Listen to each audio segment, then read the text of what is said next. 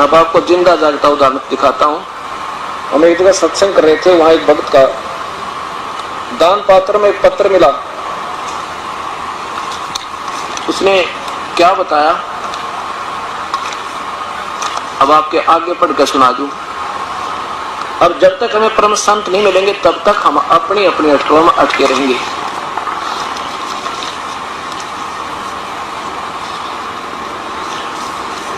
इसने क्या बताया कि जी मेरी पत्नी 2 बच्चा न छोड़कर चली गई और मुझे दमे की बीमारी, दोनों बच्चों की परवरिश के लिए मैंने चोरी का सहारा ले लिया, चोरी करने लग गया।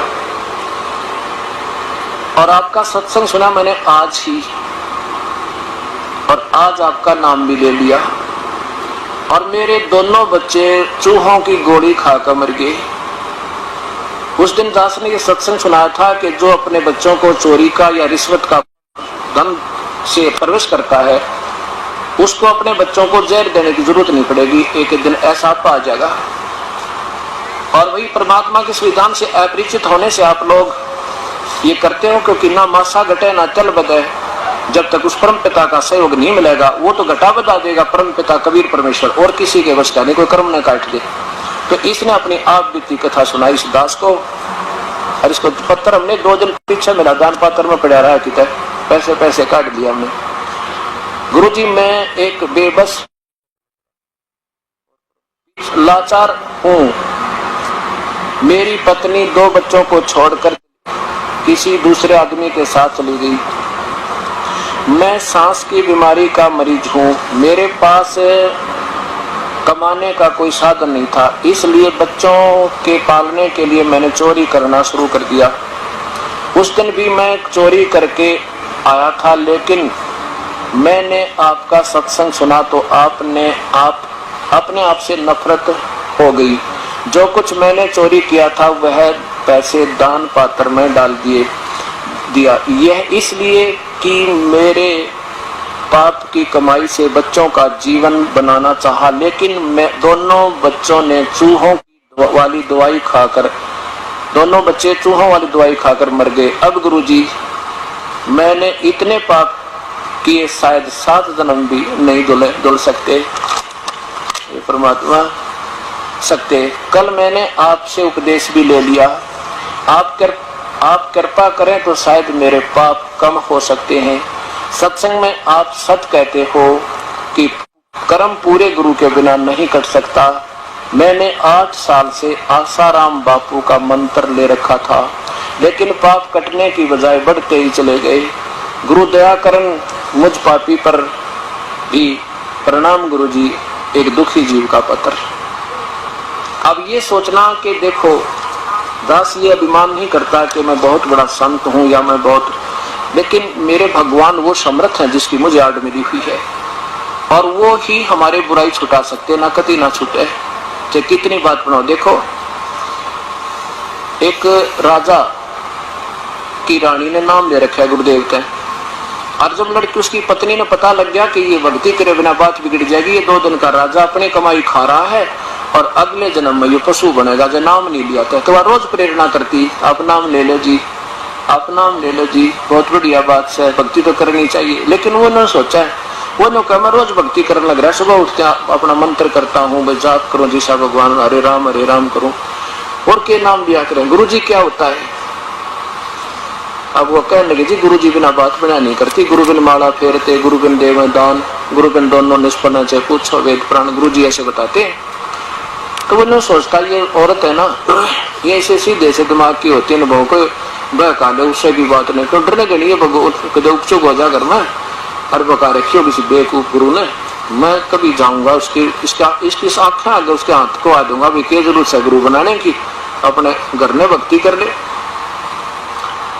जब उसने काफी कहा तो एक दिन कहने लगा मैं चलूंगा तो आपके गुरुदेव से मैं बात करूंगा, तो मेरी शंका का समाधान कर देंगे तो मैं नाम ले लूंगा। अच्छा जी चालिए होता, पर बोलिए ढंगते वहां पर गुरु जी का आगे उल्ट सुल्ट मत बोलिए, अपना मैं ठीक बोलूंगा। अब राजा जी आगे, रानी ने कहा गुरुदेव आज तो ये भगत जी भी आगे हैं और आपसे 2 बात करेंगे फिर नाम लेंगे। अच्छा बेटी कोई बात ना, चाहे 100 बात कर लो, नाम ले लो किसी प्रकार। राजा कहने लगा, महाराज जी एक बात बता, आप क्यों गुमराह क्या करते हो इन भोली आत्माओं को?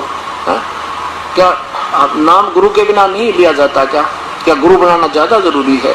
भक्ति तो घर भी कर सकते हैं हम, वैसे भी तो राम का नाम ले सकते हैं, भगवान का याद कर सकते हैं।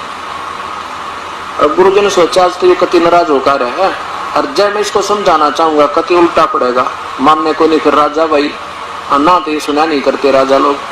कहने लगे, महाराज जी मैं आज तो इतना व्यस्त हूँ, संगत ज्यादा है, आपकी प्रश्न का उत्तर आज नहीं दे सकता, मैं कभी आपके घर आऊंगा, वहाँ प्रेम तो बतलावांगे काफी देर तक। राजा ने सोची और बढ़िया, रानी के सामने इसने फेल कर दूंगा, हाँ, और यह पीछा छोड़ देगी उड़ा जाना, वो तो मानती ना। गुरुजी ने समय नेट कर दिया जी, उस दिन आऊंगा मैं, चले गए। अब रानी ने सब मंत्रियों से कह दिया मेरे गुरुजी आओ तो आदर के साथ अंदर ले आना। अच्छा जी। अब राजा बैठा अपने राजगद्दी पे, गुरुजी पहुंच गए, सबने आदर के साथ अंदर ले गए।